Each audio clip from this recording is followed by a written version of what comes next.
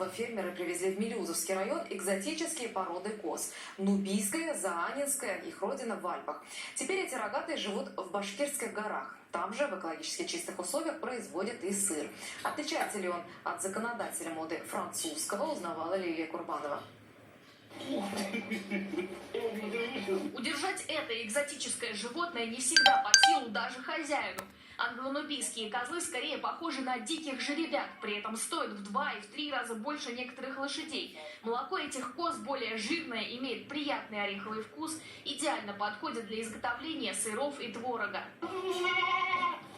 А эти рекордсменки дают по 6-8 литров в день. Заанинские козы считаются самыми молочными. Башкирские горы животным заменили родные швейцарские Альпы. А природа национального парка Башкирия может составить серьезную конкуренцию заграничным лугам. Здесь растут редкие растения из Красной книги, элитный рацион для рогатых. Земли у предпринимателей в аренде, а закупить иностранок помог грант на 1,5 миллиона рублей. Мы не хотим на промышленный уровень уходить, потому что потеряется качество. Мы с этим уже столкнулись. На сегодняшний день понятно, что мы можем контролировать это, если поголовье около 200 коз. Разводить коз Эдуард и Рустем начали около 8 лет назад, и только в этом году хобби переросло в бизнес. Предприниматели стали заниматься сыроделием. Камамбер, кротен в холодильниках – санкционный товар, но не запрещенный. Премиум-продукт делается по настоящим французским рецептам из кулинарных книг 19 века. Конечно же, сыр будет отличаться от французского тем, что те козы, которые живут во Франции, едят французскую траву. Наши козы едят нашу башкирскую траву, тем более в национальном парке Башкирии. И, скорее всего, наш сыр лучше, чем французский. Оценить вкус можно и приехав на экскурсию. Тут и агротуризм, и контактный зоопарк.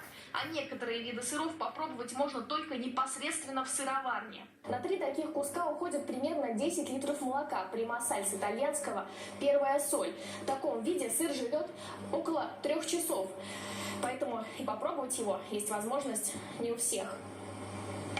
Через несколько часов сыр переходит в следующую стадию, а вот эти симпатичные сердца отправятся детям-инвалидам. При створаживании, при взаимодействии с желудочным соком образуют такие нежные и мелкие сгустки, которые не раздражают желудок ребенка и легче гораздо усваивается.